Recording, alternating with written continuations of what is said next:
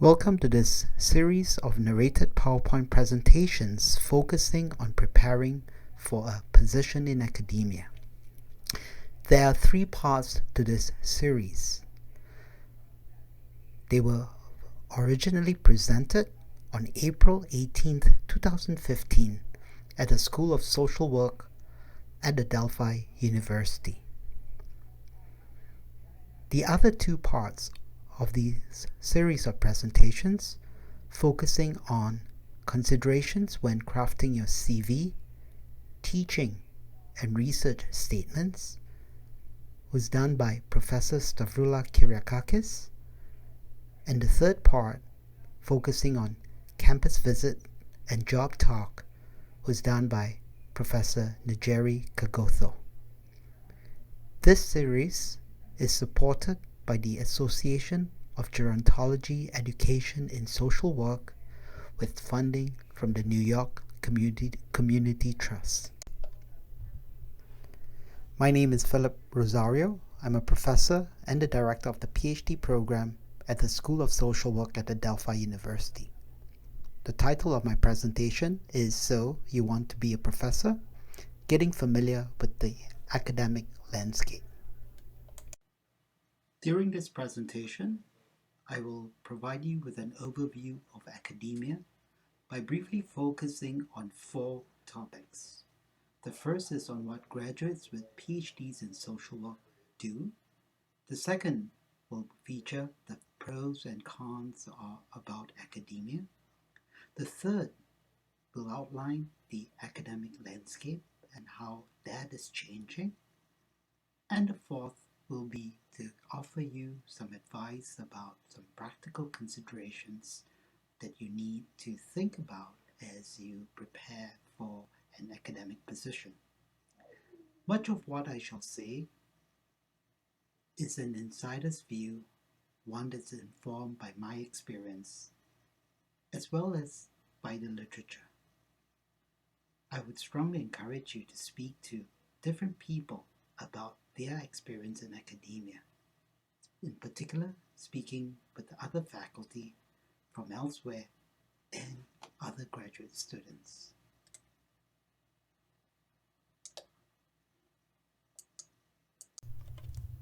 First, the good news. There's indeed life after the PhD, as this table shows you. Data for this table comes from the 2013 Statistics of Social Work PhD graduates from the Council on Social Work Education. In 2013, there were 339 doctoral degrees that were awarded by 61 doctoral programs. 320 of these degrees were PhDs and 19 of them were DSWs. As you will see in this table, the majority of social work graduates with PhDs ended up in tenure-track positions at CSWE accredited institutions.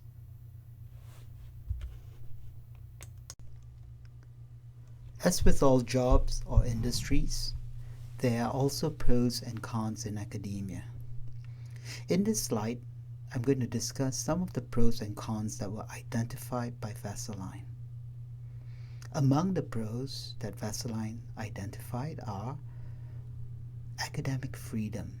That is, academia offers faculty the freedom to pursue their scholarly interests without fear of political repercussions. Academia also offers faculty the opportunity to be engaged with an intellectual community. It allows faculty the autonomy to have flexible schedules, as well as the opportunity for sabbatical leaves to immerse themselves in their scholarly pursuits. Academia also provides the opportunity to serve the public as well as to teach the next generation. Among the cons that Vasselijn identified are that academia can sometimes be a magnet for people who are eccentric or who are exhibitionists in terms of wanting to show off their intelligence. A second con that Vasseline identified was that academia, or rather academics, can sometimes engage or undertake scholarship that is of little value to society. Academic institutions can also be very conservative in terms of reacting to change. The fourth con that Vasseline identified was that in some institutions, teaching is often not recognized or rewarded, and therefore not an important part of tenure decisions for some of their faculty. Academic politics can also be somewhat vicious, in a sense that academics can sometimes engage in very difficult and vicious fights over issues that are not always that consequential. And finally, not everyone in an institution carries their fair share in terms of service. Academia is not a monolithic entity. One university is not necessarily the same as another. In 1970, the Carnegie Commission on Higher Education developed a classification of colleges and universities to support its program of research and policy analysis. According to this classification, institutions may be divided into different categories, including doctoral or doctorate granting universities, master's colleges and universities, baccalaureate colleges, and others. Among doctorate granting universities, universities are subdivided further into research universities with very high research activity, research universities with high research activity, or doctoral research universities. Factors that go into this classification include the research and development spending by these various universities. Often, this is influenced by the science and engineering and other areas, the number of postdocs and non-faculty research staff with doctorates, doctoral degrees that have been conferred by the universities, and the scholarly productivity of that university. A more useful way to understand the landscape comes from Gibson, who focuses on how groups of institutions value or encourage research and scholarship among its faculty. In this table, you see colleges and universities categorized according to how much emphasis they have or place on the engagement of scholarship by their faculty. In predominantly teaching colleges, you will see that there is a tolerant stance towards scholarship. In most of these institutions, funds or time are often not made available to faculty, and scholarship itself may not be an important consideration for tenure and promotion purposes. In colleges or universities where research is supported or expected or required, you will find that these institutions are more likely to make available funds and or time for faculty to engage in such pursuits. Often, scholarship becomes an influential and sometimes a demand specifically for tenure and promotion considerations. It is important to recognize that the academic landscape is indeed changing with regards to faculty composition and hiring. The 2013 statistics on social work education identified 11,425 faculty positions in schools of social work.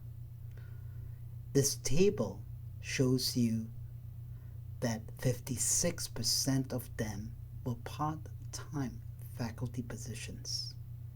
44% were full-time faculty positions.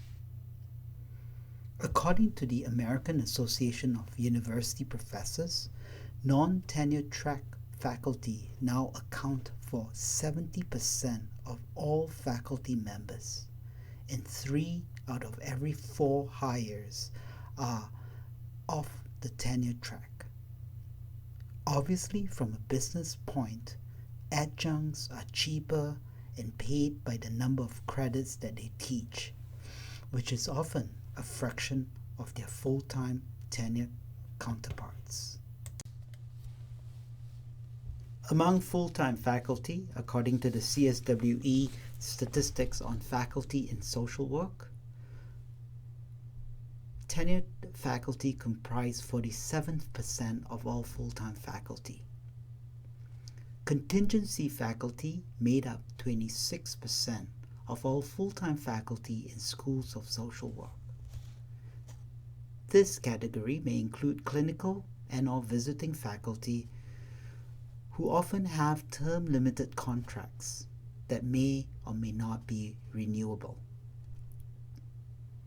The next largest group of faculty, 24% of them, consisted of tenure-track faculty. Finally, 3% of all full-time faculty in schools of social work reported being in institutions with no tenure system. I'd like to leave you with some thoughts to consider as you think about your future in academia. The first being that life is a series of trade-offs. Here it is important to heed Michael Porter's advice on strategy, that strategy is about making choices, trade-offs. It's about deliberately choosing to be different. So it's important for you to start figuring out what your ideal job is and what you would like to be. Would you like to be a big fish in a small pond or a small fish in a big pond? And ultimately, you have to be honest about where you like to be and work towards that goal. A second thing to keep in mind is that now is the time to prepare for the job market. Whatever stage you may be in your program, this is a good time to get the necessary experiences on your CV, to present and network at professional conferences such as the Council on Social Work Education's annual professional meeting or the Society on Social Work Research annual conference. It's also a good time to start assessing and emphasizing your strengths. Indeed, as Benjamin Franklin advises, by failing to prepare, you are preparing to fail.